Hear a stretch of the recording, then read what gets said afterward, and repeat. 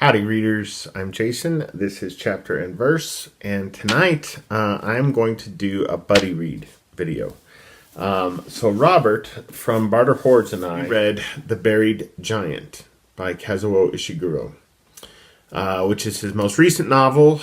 I can't remember if this was published just before he won the Nobel Prize for literature or just after, but he hasn't published anything since. So I come to this novel having read two of Ishiguro's other books, The Remains of the Day and Never Let Me Go. The Remains of the Day is probably one of my favorite books. Never Let Me Go is a book that we read in my book club years and years ago, right around the time Kelly and I got married, actually.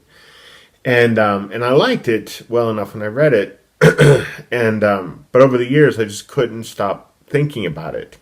And then of course the film came out and I really admired the film, and then I taught the book. I taught Never Let Me Go, and so I had to read it again, and the more I think about Never Let Me Go, the more I like it. And even though I've only been finished with The Buried Giant for a couple of days now, my suspicion is that this book will be a little bit like that for me. It's going to live in my imagination in a way that I didn't necessarily anticipate when I was reading the book, while I was reading the book. Because this book, right, The Buried Giant, it reads really smoothly. The prose is nice and fluid and elegant, and everything in it is kind of easy to imagine and what have you. But it's a really odd novel. It's a puzzling novel. So right at the outset, all right, so we're introduced to this elderly couple, this old man and this old woman who live in this village. It takes place in post-Arthurian Britain. So by village, I mean that they live in like a hillside, and not like a hobbit hole, but like the whole village is underground, right, subterranean. And their memories seem to have failed them, right? So you're left wondering, right, do they have some kind of, dementia or amnesia? And then come to find out that everyone in the village is suffering from this forgetfulness. The problem is that this elderly couple, right, whose names are Axel and Beatrice, they are aware that they're forgetting things. Whereas everybody else in the village, something will go out of their minds, right? An event from the past, from the recent past, will just vanish out of their minds, and they won't even be aware that there was something there in the first place. But Axel and Beatrice know that things are being lost, and they're not sure what all is being lost in their minds, but they're aware that they're losing their memories. So they decide to leave the village, go in search of their son. And the thing about the book is that almost immediately, you as a reader are left wondering what this forgetfulness is. And your mind starts going toward allegory, right? So, like, what is this an allegory for?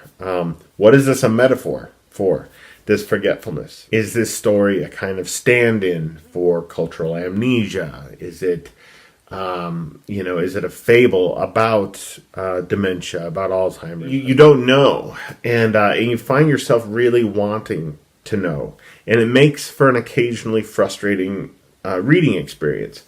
So you're going through the narrative, and on a surface level, the story itself is fine. I mean, that's one of the brilliant things about the book, is that if you just want to read it as a kind of adventure story or a kind of story of a journey, it works on that level alone. You can read it as just that, and it's fine. Axel and Beatrice leave the village, and they encounter a Saxon warrior, and then there's a boy who has suffered from what turns out to be a dragon bite, and his village wants to kill him as a result, and so he sets off with them. Then they run into Sir Gawain from Sir Gawain and the Green Knight, and so it's really a kind of quest narrative, a journey narrative. And if you want to read it as nothing more than that, it works. But there's this nagging suspicion that there's something else going on. Again, what is this book a stand-in for? What is it trying to communicate to us about us in the modern world? Because you feel like it is. You feel like there's something there. And I think part of the problem is that throughout the book, we're so fixated on isolating the forgetfulness itself and wondering what might be the kind of corollary for that. That it isn't until the end of the book that we realize what the forgetfulness is part of. There's this dragon in the mountains, in the hills, and its breath is making people forget things, right? So, all right, the breath of a dragon alone shouldn't be doing this. We find out it's enchanted. But here's the thing, okay? So in thinking about what this story is about in terms of the modern world, right? What it's telling us about how cultures and societies and governments don't change, right? Nothing changes. So when a status quo is put into place and people are given enough reason to not rock the boat, to not, upset the apple cart, they won't do it. When I was in graduate school, a professor of mine, Brady Harrison, was talking to us about hegemony. And we were having a difficult time kind of wrapping our heads around this concept. What was hegemony? And he defined it like this. He said, basically, if a government gives its people enough NASCAR and enough cheap beer, they will accept anything that comes their way. They will let the government get away with anything because they've been placated just enough. And I think that's what's going on in The Buried Giant. I feel like, in the end, it's a story about hegemony, about social hegemony, where you have this government, right, that has been, in the recent past, Arthur, this glorious king, and he has set up the conditions of this enchantment so that that people will forget the reasons they might have to rebel, the reasons they might have to stir things up. And so he takes their memories away, or he sees to it that Merlin will take their memories away. And the whole idea is it's to keep this status quo in place, this fragile peace. Okay, so then it becomes a book about do the ends justify the means? And that's fascinating because that question is always going to be timely. Anytime a government goes to war, anytime a government engages in things like torture, etc., there's always this question: do the ends justify the means? Like, it's one of the great moral conundrums, and it's never going to go away. Like, it's always going to be relevant, and that's, in the end, I think, what this book is about, right? What is more important, right? Maintaining a fragile peace, even if it means sort of robbing the agency from human beings, or kind of just letting the chips fall where they may and giving people their memories, letting people know the absolute truth of what happened in the past, and trusting that they will be able to move on from that. So the book works, I think, philosophically. I think it works on a lot of kind of really rich, deep layers. It just takes you a while to figure that out, to figure out what it's doing. But for me, the thing I love best about The Buried Giant, so like I said, I have read 2 of his other books, and I really admire those other books. But his books they've never moved me in quite the way I wanted them to, right? Never Let Me Go is fucking tragic. Like, that is a really sad novel. The Remains of the Day is a sad novel. But the films of each of those almost always move me to tears when I watch them. But neither of those books has ever moved me to tears. But this book did. This book brought tears to my eyes. And the only other book that did that this year was The Miraculous Journey of Edward Tulane, the kids' book that I read by Kate DiCamillo. And The Buried Giant, it was this last chapter in the book. It was so absolutely beautiful. And so throughout the book, Axel is constantly referring, almost every time he addresses her, he is constantly referring to his wife, Beatrice, as princess, which drove me bananas early on in the novel. I calling anyone princess, I don't know, like, maybe I worked in Barnes & Noble too long. Maybe I was around Disney princess shit too much. but it just drives me crazy.